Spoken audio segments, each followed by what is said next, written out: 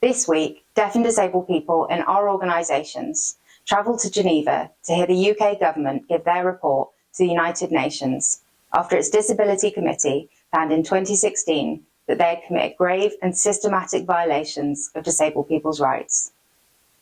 Our delegation of disabled people's organisations, trade unions and campaigners came here to remind our government that the very issues that caused them to be investigated by the UN in the first place have not gone away, and neither have we. Watching the government session today, I'm afraid, does not give me much hope that things will change. The government showed no meaningful engagement with the questions that were given to them by the UK Disability Committee. That's what's needed if things are really going to change. Very predictable, very well rehearsed. It came across that they believe they don't have any accountability because they believe that they're a government on the way out of Parliament.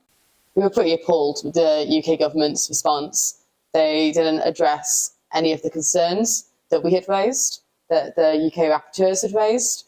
We found them very dismissive of the concerns that we had raised. Nothing on the ongoing COVID inquiries, brief mentions on some policy areas, but nothing on the very real abuses of disabled people's rights that we have seen over the past few years. I didn't hear anything that was a surprise to me, but hugely disappointed that we have a government that has such contempt and showed such disrespect to not only the disabled people in the room, but also the committee and the rapporteurs.